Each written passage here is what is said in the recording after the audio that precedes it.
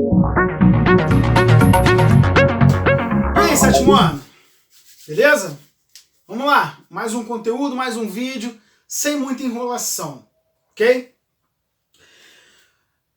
A gente viu no módulo anterior, 15, que é o primeiro capítulo da apostila 3, a respeito do processo de industrialização que ocorreu no mundo.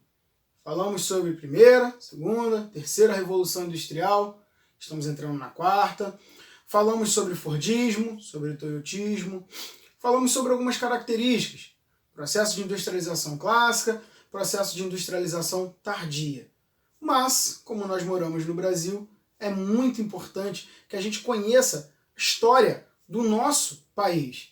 E aí, quero que você foque um pouquinho no processo de industrialização brasileira.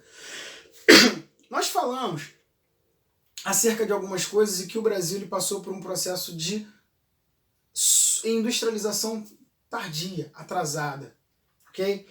Só que, antes desse processo de industrialização, o Brasil ele era um país agroexportador. O que significa que o Brasil ele produzia produtos agrícolas e mandava para fora. Café, algodão, laranja, cana-de-açúcar, entre tantas outras coisas. Muitas nações compravam os nossos produtos. Só que nós temos aí a Primeira Guerra Mundial, que causou uma devastação econômica em algumas nações, e a crise de 1929 da Bolsa de Valores de Nova York.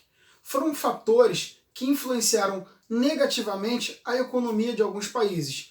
Países esses que consumiam os produtos agrícolas do Brasil. Por conta da negatividade econômica dessas nações, nós temos um problema no quesito brasileiro também. Uma vez que o país lá fora não tem dinheiro para comprar da gente, a gente também tem um problema muito grande. Só que nós conseguimos transformar um problema numa coisa boa, coisa positiva. Principalmente depois da crise da Bolsa de Valores de Nova York, que muitas nações que consumiam, principalmente o café do Brasil, começaram com um pequeno problema econômico.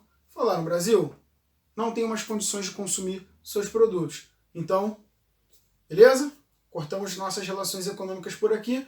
Quem sabe mais para frente que eu retorne às minhas condições anteriores, financeiras, a gente consuma novamente. E aí o Brasil, com uma grande quantidade de estoque guardado, ficou numa situação muito ruim. Sendo que isso, de certa forma, foi bom, porque o processo de industrialização brasileira começou logo no ano seguinte. A partir de 1930, nós começamos um processo de industrialização do Brasil.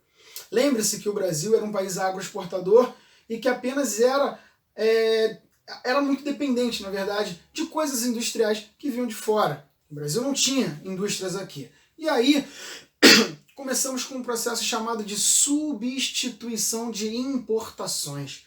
O que é a substituição de importações? As coisas que nós tínhamos importadas, começamos a produzir no território brasileiro. Indústrias iniciais, indústrias de base, roupas, alimentos, entre algumas outras coisas. As indústrias de ponta, de tecnologia, automobilísticas, elas não eram produzidas aqui ainda. Então, o processo de industrialização brasileiro, ele passou por diversas características específicas que nós vamos ver na nossa aula online, ok? Nós teremos aí uma linha do tempo que nós iremos ver e falar sobre algumas dessas características. Mas, para que você consiga entender rapidamente algumas coisas, a gente precisa dar uma certa introdução a esse conteúdo. Como funcionava, por exemplo, o processo de substituição de importações? Era um processo simples que começava a produzir dentro do território brasileiro as coisas que nós costumávamos importar, trazer de outras nações, uma vez que nós não tínhamos esse processo industrial aqui.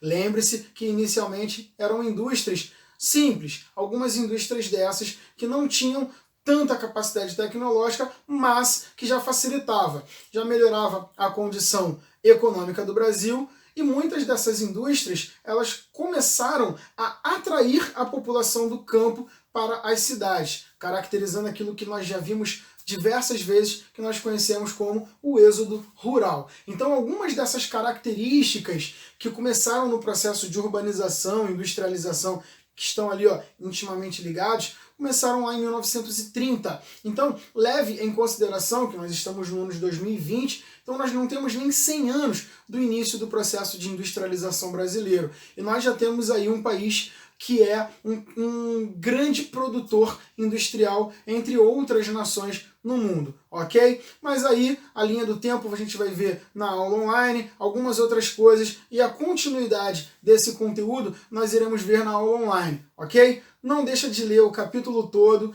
anota as dúvidas que você tem para que na hora da aula online a gente consiga desenrolar melhor esse conteúdo. Valeu? Então, mais uma vez, o que eu sempre falo, não deixe de colocar o seu nomezinho aqui nos comentários e aí na aula online a gente continua esse conteúdo. Fechou? Então, beijo no coração e até a próxima. Tchau!